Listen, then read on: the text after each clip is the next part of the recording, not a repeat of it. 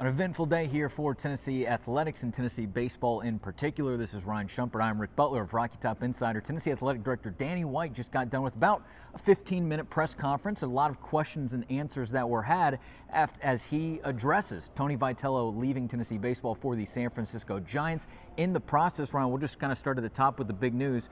Danny White does name Frank Anderson, the pitching coach, as the interim head coach. He would not sort of commit to whether Tennessee would finish the hiring process by the start of the season, or if Frank Anderson's interim tag would continue a little bit longer. But it will be Frank Anderson, not Josh Elander. What's kind of your first takeaway there? Yeah, I mean, I think it doesn't make a ton of sense on the surface. I'm not necessarily surprised because it sounded like that's kind of the way things were going. He said he wants Elander to be able to focus on being a candidate. I don't really necessarily think those two things are mutually exclusive. So it's certainly bizarre. Do I think that's the end of the world? Not really.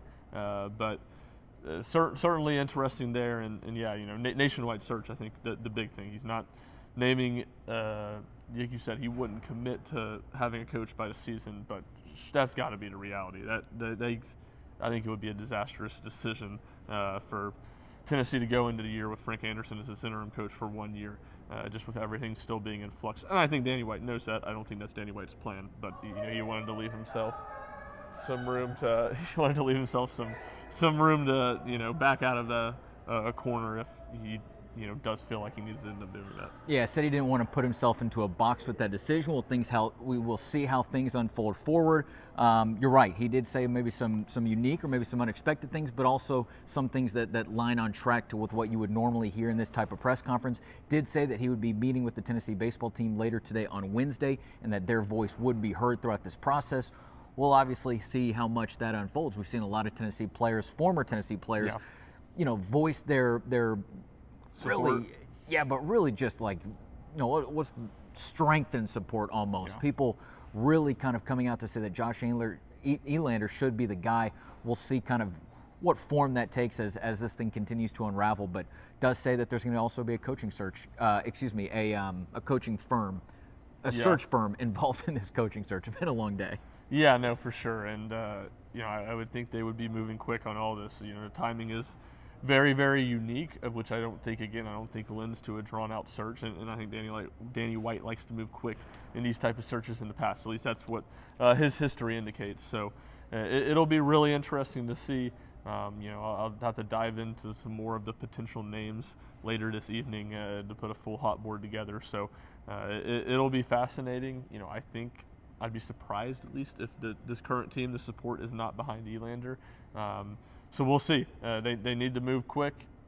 Tennessee's scheduled to play in Nashville for an inter-squad scrimmage on Sunday. Not that I expect them to have a hire done by then, but you have that. You have signing day in 3 weeks. Fall practice is sort of winding down, at least on the home stretch. So a lot of stuff that would indicate urgency, and I don't think anyone that Danny White would talk to, nobody's going to want it to be a long, drawn-out process at this stage, or they're going to have the patience for it at this stage in the year.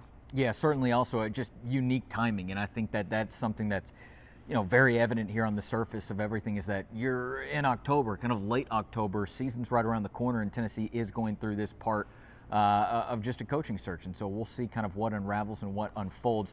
Other takeaways from Danny White 15-minute with the media. There were a couple of interesting topics that he got into.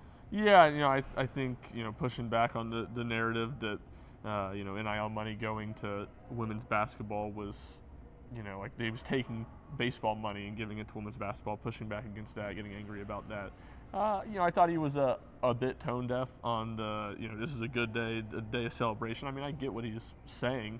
And I do think this was kind of his point. I think more than anything, it's like this is a once-in-a-lifetime job. I think, was Tony Vitello disgruntled about some things? Yeah, I think so. But who isn't at some point, with some stuff in their job? So I think, to me, this is more about Tony Vitello wanting a once-in-a-lifetime opportunity, an unprecedented move to coach, to manage in Major League Baseball for a baseball lifer.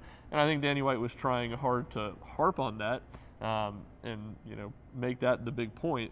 But at the end of the day, he's the athletic director at Tennessee, and Tennessee lost at worst top two coach, in my opinion, the best college baseball coach in the country.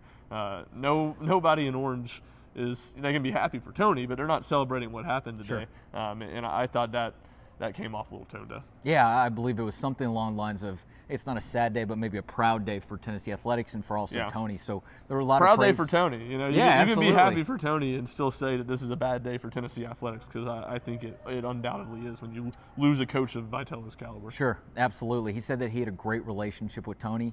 That was one of the first questions that were asked to him. Also, just kind of backtracking a little bit, he did say that he did meet with both Frank Anderson and Josh Elander separately yesterday as sort of a contingency plan was unfolding. Then obviously once Tony makes this decision today and that announcement comes out, then that contingency plan goes into effect. So kind of an interesting. He also talked about the chain of command, right, between head coaches and assistant coaches, how he hadn't had that much interaction with either of the assistant coaches because, again, that quote-unquote chain of command. So a couple of interesting tidbits that you can go find at that press conference, which if you're watching this on YouTube, it's right over there as well. Yeah, I mean, I do think to that point that would, lend towards it making some sense not to, just hire Josh Elander right away if he doesn't feel like he knows him that well, to go through a process. But again, I mean, I've said this before, I think this process needs to be a quick one. I don't think it should go any longer than a week. And really, I think ideally by the end of the weekend, there's someone in place. A lot going on here for Tennessee. Hey, there's a basketball game against Duke coming up on Sunday. There's a football game coming up on Saturday in Lexington, Kentucky.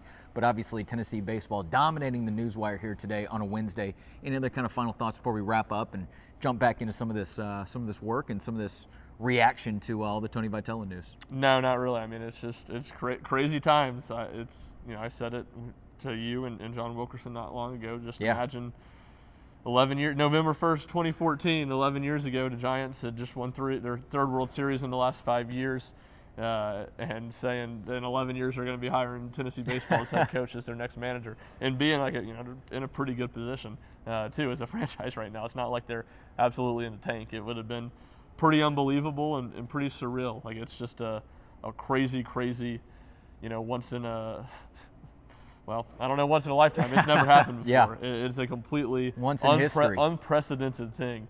And it's, even now that we're just a tiny bit removed from it and it is official, you kind of wrap your head around that. It's pretty wild. Hey, real quick, I know Drew Gilbert, the one that everybody knows because of all the storylines that came up towards the end of the season and the antics. I won't bite on your sweatshirt right now, but if I was imitating him, I might go ahead and do that. There's a couple of other familiar faces on that San Francisco Giants roster that Tony Vitello might know well. Yeah, well, in the farm system, not necessarily in the MLB roster.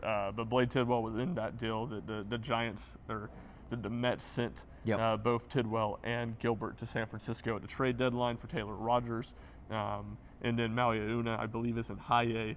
And then Gavin Keelan, they drafted this last year. And I want to say the second round, maybe the third round. So a handful of Tennessee guys in that Giant system. Very interesting times here right in Knoxville. Again, Tennessee football takes on Kentucky in Lexington coming up on Saturday. Tennessee basketball plays Duke on Sunday here in Knoxville. But, of course, Tennessee baseball dominating the newswire here on a Wednesday on Rocky Top. This is Ryan Shumpert. I'm Rick Butler. Go check out all of our work with the reactions and the takeaways from everything going on here with Tennessee baseball on Wednesday over at RockyTopInsider.com. Otherwise, we'll see you on Saturday.